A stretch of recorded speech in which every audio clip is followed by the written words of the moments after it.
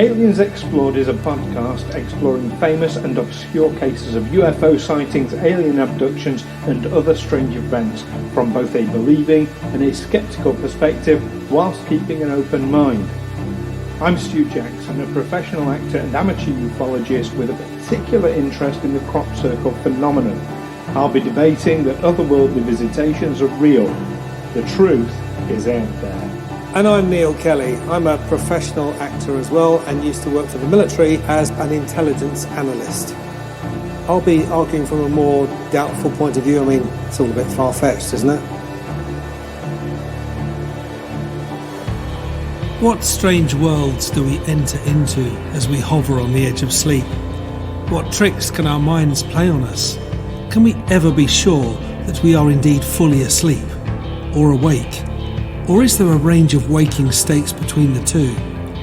Join us on Aliens Explored as we examine psychological theories that vivid and terrifying experiences of alien abductions can be caused by sleep disorders.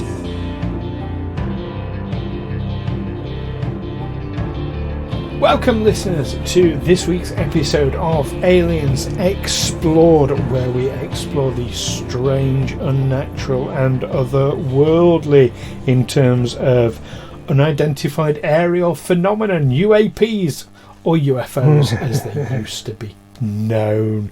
I'm one of your hosts, Stu Jackson. And I'm your other host, Neil Kelly. And this week it's a Neil episode because this is something you particularly wanted to discuss this week, isn't it? It was something that came up. It's something that doesn't just apply to alien abductions, to being taken aboard UFOs.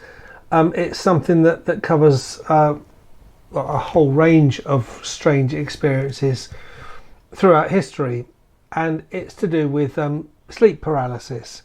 Now, sleep paralysis is something that we all, I'm going to say, succumb to. No, it's just a normal part of going to sleep. That when you go to sleep, your body goes into a slightly paralysed state to prevent you from acting out your dreams.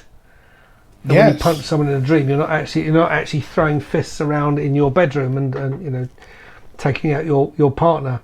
Although that does sometimes some people happen. do, yeah. Some people do, yeah. I've done it myself. Yeah, you start thrashing around in bed. Poor Janet. Sleep paralysis is meant to. You keep punching her in her sleep. That's terrible. It was just that one time. It was that one time, and I didn't punch her. Actually, it was a weird thing. She was lying on my arm. My arm was on the other, sort of hanging out of bed. Her head was on sort of resting sort of on my upper arm, shoulder. And I felt someone grab my hand from under the bed. And so I just sort of threw myself over Janet and sort of threw a fist over to try and knock away whatever it was that had grabbed me, which of course terrified Janet. Yeah. And I've never been allowed to forget it. It was nearly 20 years ago, and it still comes up. That time I lashed out.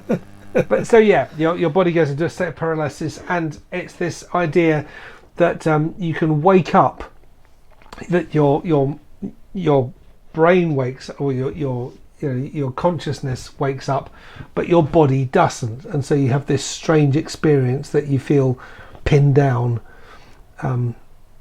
Or you even not really awake, still dreaming perhaps, but you think you're awake, suffering from hallucinations and unable to move, feeling pinned down, and that's been attributed to all kinds of supernatural experiences throughout the centuries. In years gone by, it would have been witches and goblins, that sort of thing. In the modern era, where because those would have been the bogies that people would have fixated on, that they would have attributed strange phenomena to. Because in the modern age we have a more scientific bogey in the form of someone from another planet visiting and doing things to you. So the question is, how many people who think they've been abducted by aliens have actually just had that kind of experience, which apparently is a very normal experience. Yes, it is. Now, to give our listeners a little bit of a peek behind the curtain, what happens with Neil and I with these episodes is we discuss like what general topic we might choose to discuss, or what event we might choose to discuss, and then we go away separately and research them. We don't converse about that particular topic before we do the recording. So what you're actually hearing is the first time that Neil and I have ever discussed what the event happens to be. Isn't that fair to say, Neil? Nothing scripted about this show, no. There really isn't. And I think, in some ways that shows, but I don't think that's a bad thing either, because, I mean, if it sounds natural, which, obviously we hope it does, but the reason is because it is natural. This is just us talking about these things where we've never discussed them before. Now, when Neil suggested this idea, this topic, I inwardly got quite excited about it. Partly because it's an area of great interest to me, because I have suffered greatly with sleep paralysis many times in my life, and indeed night terrors.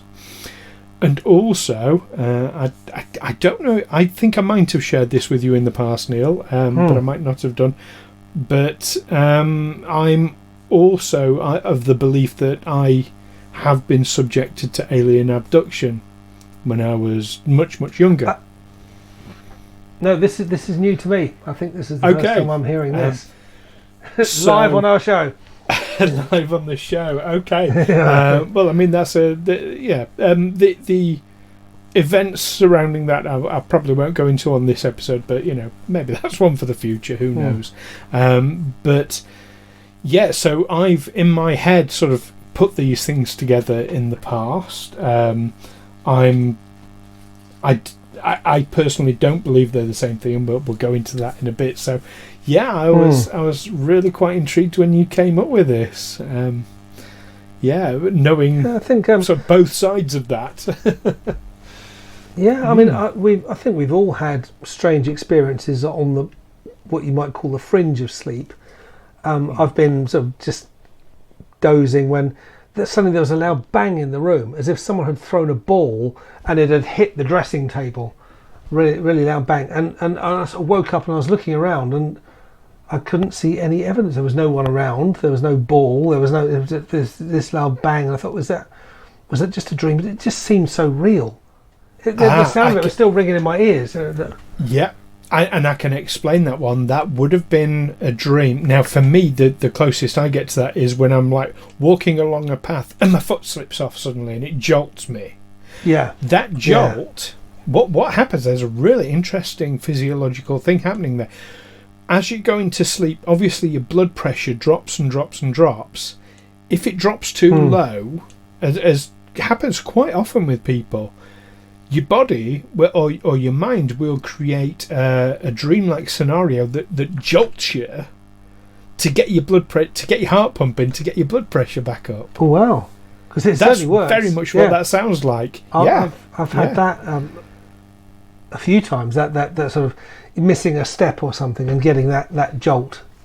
Yes, that's usually what that is. But I've also had the experience where I'm lying awake in bed, just sort of looking at the ceiling and thinking of odd things, and suddenly my wife will nudge me and say, "Turn over, you're snoring," and I'll say, "But I'm awake," and she'll say, "No, you're not. Turn over." So yeah, anything could. I guess anything. You think you're awake, but actually you're just dreaming that you're lying in bed awake while you're asleep. Yes, or dreaming that you're having a dream. I've had as well. That's a bizarre one. I mean, it's a classic. I mean, it was the first time I saw it cinematically was in An American Werewolf in London, where he dreams about the Nazis with pig faces coming and wiping out his family, and he wakes up with a jolt, and the nurse is next to him, and she says, I'll get you something for that. She opens the curtains, and one of those Nazis jumps through the window and kills her, and then he jolts awake again. He only dreamt that he woke up. Yeah, so. Great movie. That one. Okay, so back onto topic. I know there have been numerous scientific studies, or do you know, I'm gonna backtrack that slightly. Pseudo-scientific studies, and do you know what? I'm going to launch straight in and say why I don't think they're proper scientific studies. In order for proper statistical analysis to be done, you need certain sample sizes. And I have yet to see, and perhaps you might correct me on this, but I have yet to see a study on this that goes beyond maybe a dozen people. Which is woefully inadequate for a decent sample size to do a proper statistical analysis. I mean, back when I used to work in statistical analysis many years ago. We always used to say, you need a minimum of 30 samples in order for it to even start to become anything like, because less than that, it could all be just skewed data. You can't draw any general conclusions from a small sample. Exactly. But so is there a particular scientific study that you've looked at with this, or is this more sort of hypothesizing? Where are you coming? It's more hypothesizing. There was an article in the New York Times about a scientist who's researching it in Japan, a Canadian scientist, Jean-Christophe Thériault, who wakes up and senses the presence of a threatening evil being beside his bed. He's paralysed. He's unable to raise an arm or make a sound. He can feel the weight on his chest. He's struggling for breath. And sometimes he feels himself being transported upwards or going through a long tunnel. And even though he's a scientist who doesn't believe that evil spirits go around haunting people, it's still, for him, a terrifying experience. Yes, that sounds very familiar. So someone who doesn't have any context, someone who knows nothing about ASP sleep or the sleep paralysis phase of sleep, no knowledge of it, who suddenly has this experience, but who also spends an awful lot of time studying UFOs, they're gonna link the two, aren't they? That's the first thing they're going to think of. Yeah, I can certainly see that, and there are so many parallels between sleep paralysis and abduction stories that you hear. The paralysis in of itself, this inability to move, like you say, this sinister presence, and the mind has this amazing ability to fill in gaps. So even though you might sort of believe you're aware of a presence, even if you can't see one, you'll still picture them in your head. So you'll form pictures, and the mind fills in all these. The mind abhors a vacuum in terms of knowledge. So even if it can't see a thing, it'll still be able to picture it. It'll create a picture of what it thinks it might be. So yeah, and they're being transported upwards. Bright lights. Yeah, they're all fairly consistent with many abduction stories. Also, I mean, something that looms large in my dreams will be a movie that I've recently watched. Yeah, especially if it's sci-fi, horror, that will feature in the movie. That will. So I can see how. Yeah, if you watch a lot of stuff about UFOs, yeah, that's going to be incorporated into all your imaginings. The figures you see standing around your bed will of course take the shape of the figures you've just seen in the movie. Yes, quite likely. I don't say of course, but No, I think we've all experienced that. Where you tend to, or the dreams you tend to remember are the ones that are based on what you were thinking about as you went to sleep. So and totally get that. And isn't it true that you only really, we all dream. There'll be lots of people who claim they never dream, But you just don't remember it. Yeah, that you only actually remember a dream if you wake up out of it. If you asleep and you have a dream and then you stay asleep, you won't remember that dream when you're awake. That's what. What about those of us that can remember multiple dreams from a single sleep session? Yeah, I mean, I've had that, but maybe you wake up, maybe there's some you come out of sleep a little bit.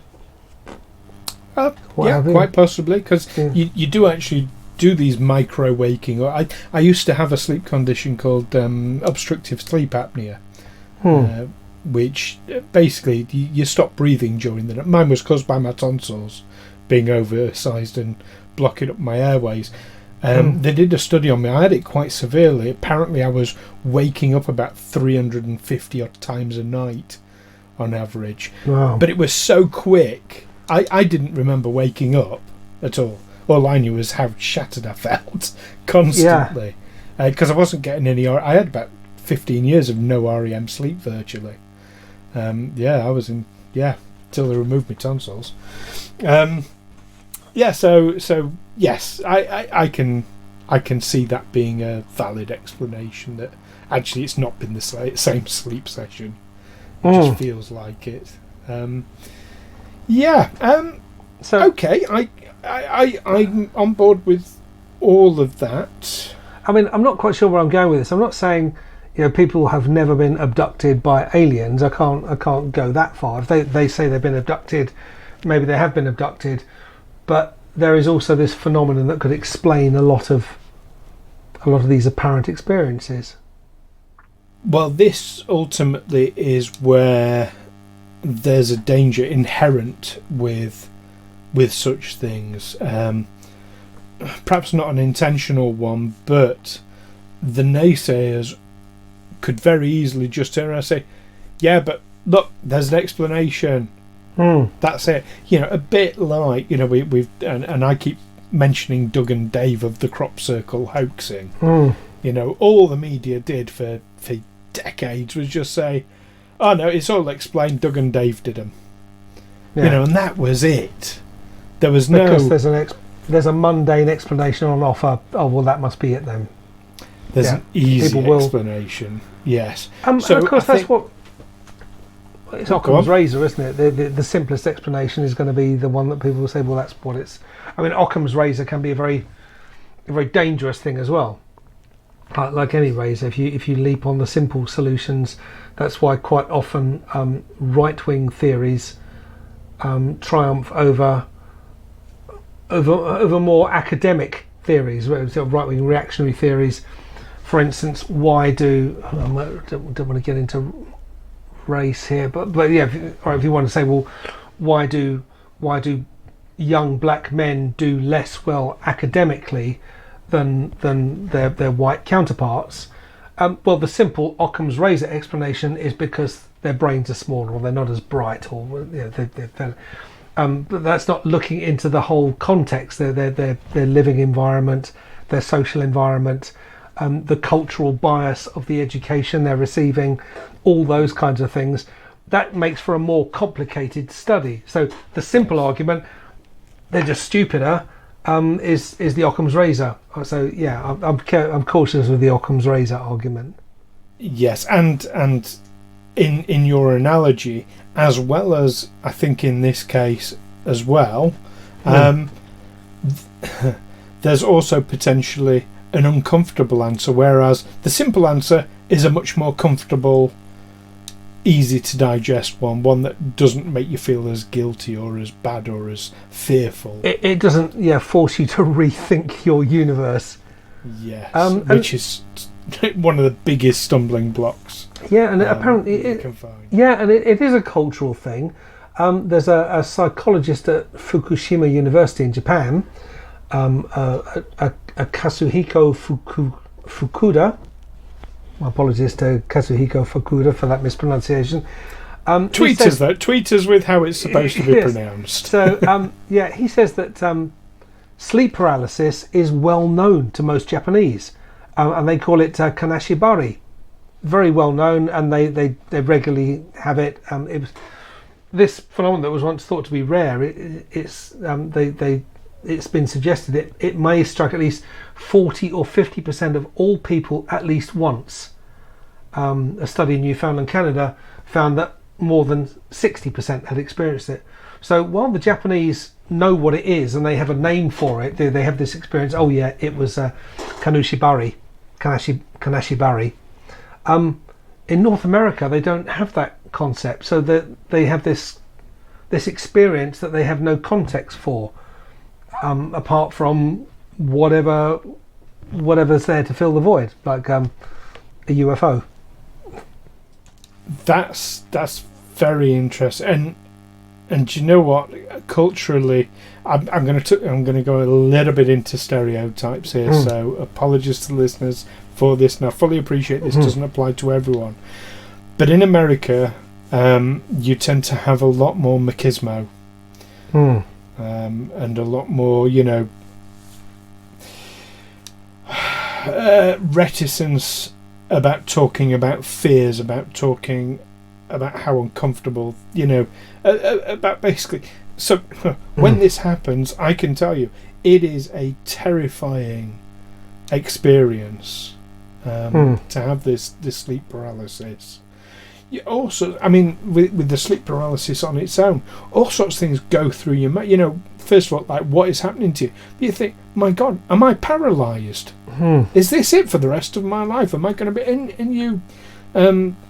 Figuratively, you shit yourself. Literally. Well, in some cases, in extreme cases.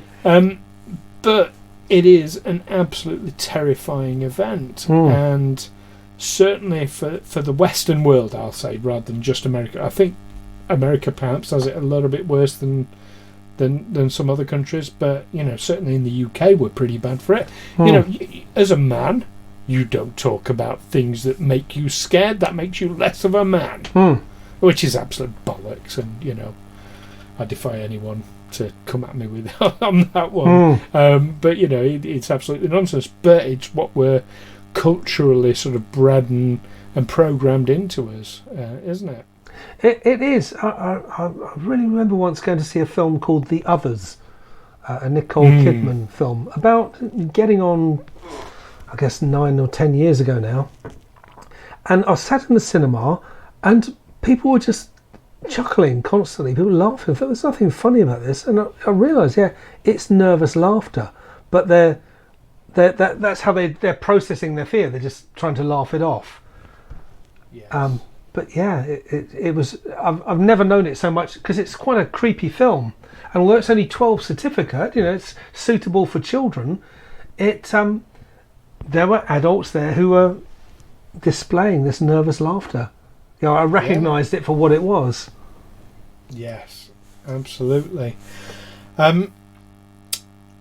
So to sort of touch a little bit on my own experiences then. For me, I can quite easily and readily separate the two events. For one thing, when I had the night terrors and the sleep paralysis, yes, you do get this overwhelming sense of this sinister feeling, but there were no actual figures there. I mean, I could imagine figures, but that's it. I was imagining them. I wasn't actually seeing anybody there. I say anybody, anything there. And it was emotionally, I suppose there were similarities, but overall they were totally different experiences. It's really hard for me to quantify why that is. It felt very different. They were both terrifying, but they both felt very different. I'll give you going on a roller coaster can be quite terrifying, and gets your adrenaline up and gets your heart racing. That's why we do it, for the fun, because we enjoy that, the exhilaration. Absolutely. And watching a horror film is terrifying and gets the adrenaline going and gets your heart racing. But you also know they are very different experiences, even though physiologically the same thing might be happening. And you're doing it for the same reason. Yeah. Really. You also, as you're doing those things, you know there are very, very different things happening. Does that make sense? Yeah, but you're still seeking the same thrill, aren't you? One of them's a more physical danger kind of thing. One's a more otherworldly, scary. That's what I'm saying. That when it comes to the night terrors, the sleep paralysis, the sleep disorders, it might be that there are parallels with many alien abduction stories. I'm saying many because there are some alien abduction stories that don't fit the same descriptor.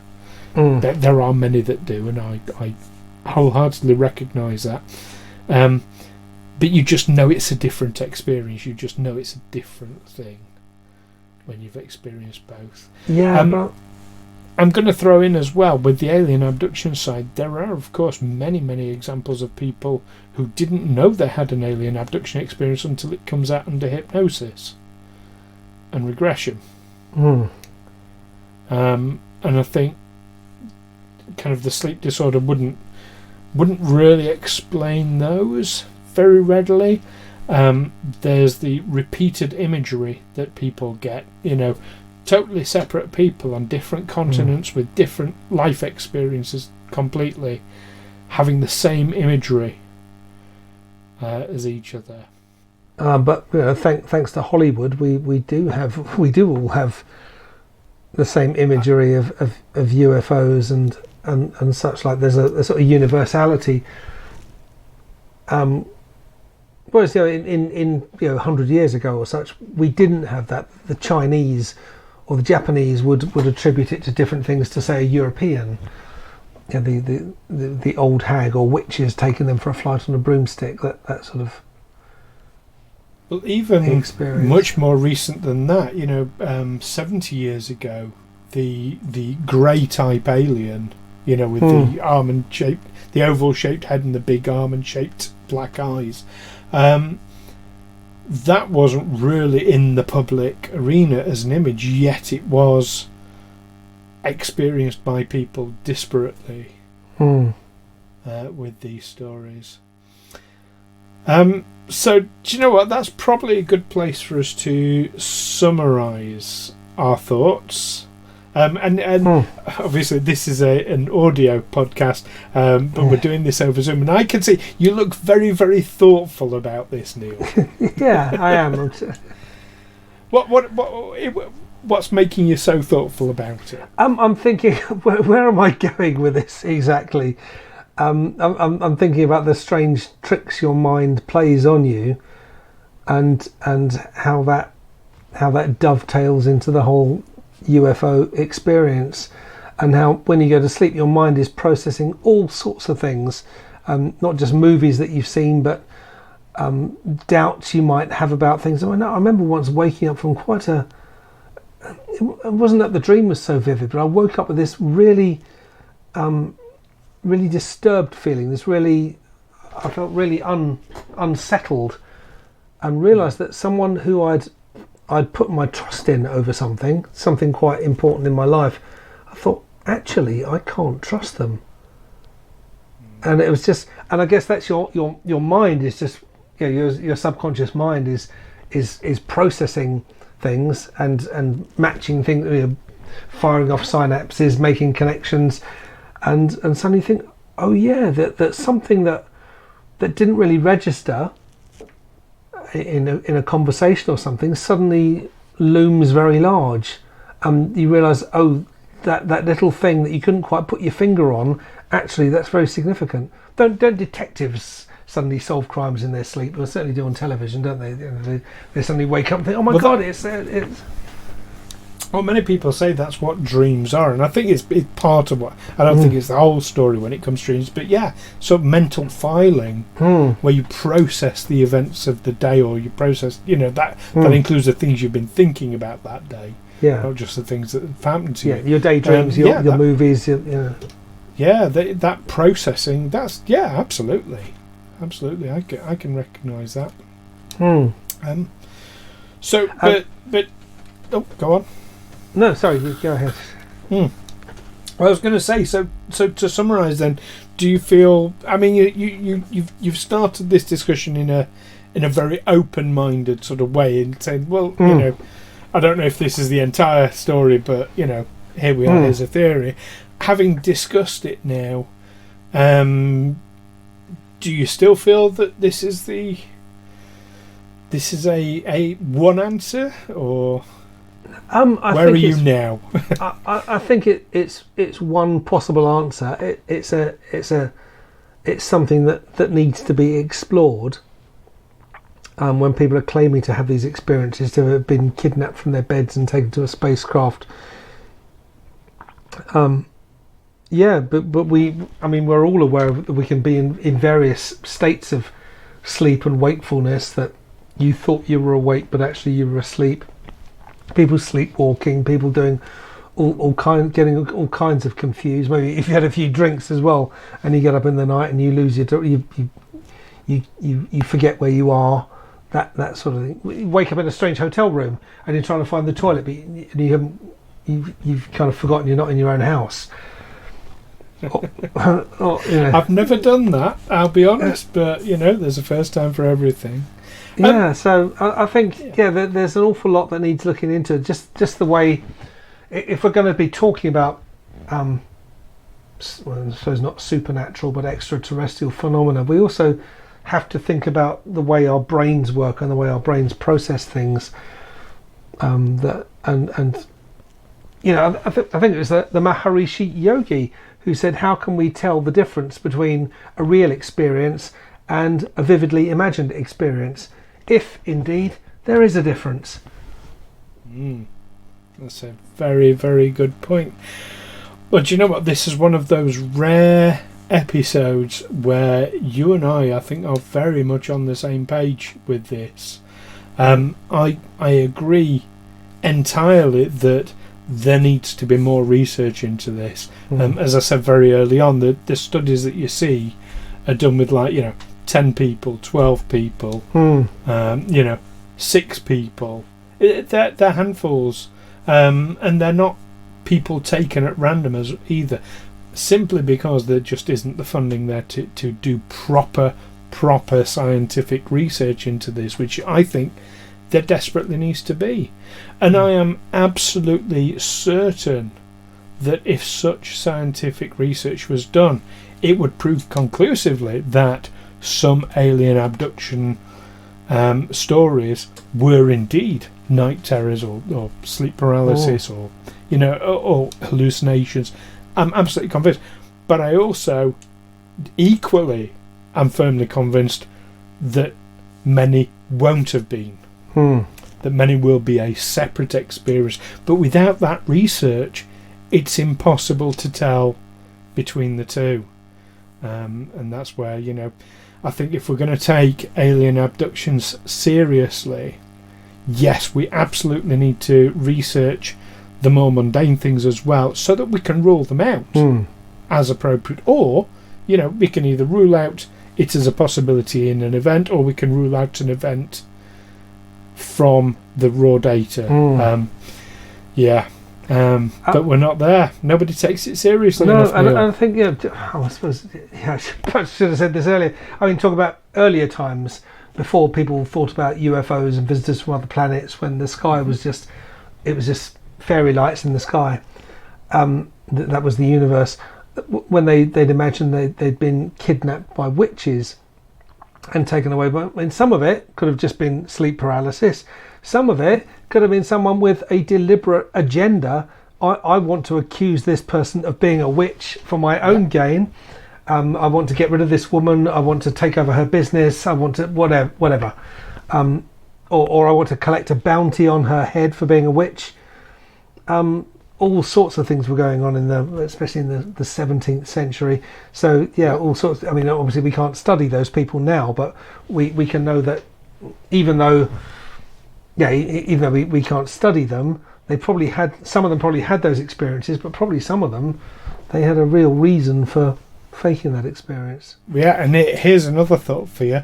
Maybe some of them were alien abductions that they were passing off as, oh well, it was witches, because that's the limit of their vocabulary. That's the limit of their understanding. And it is very hard to say. But again, this is where your research comes into it, is because by understanding these things much better, you can look at historical records, no matter how vague, and start to understand those a bit better as well. But it all takes time, it all takes research. Well, thank you for I mean, it's a brilliant topic for discussion. And I'm really glad you raised it, and I hope you are too, listeners. Really hope you've enjoyed this episode. I know I certainly have. And tell us, of course, I say this every week, and we absolutely mean it. Do tell us what you think as well on this topic and all the topics that we discuss on Aliens Explored. By the usual means, you can contact us through Facebook or through Twitter by searching Aliens Explored, or you can go to aliensexplored.com. And don't forget to leave us that review wherever you listen to your podcasts, because those are the lifeblood of little podcasts like ours and help other people to find them. Well, don't forget to join us next time when we will be discussing a very recent event. So, Neil, you'll remember a while ago we talked about the COVID bill containing UFO disclosure as a sub-clause. Yes. Which is very rare. Yeah. Well, quite recently, the former intelligence director John Ratcliffe has been dropping some teasers about what might be in there. Ooh. So we'll be discussing those. So don't forget to join us for that one, listeners. Very, very exciting indeed. In the meantime, keep watching those dreams and the skies. Take care for now. Sweet dreams, everyone. Bye.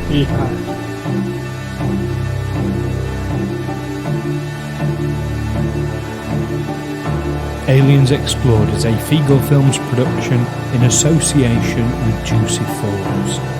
Music by Darren Mafucci and editing by Stu Jackson.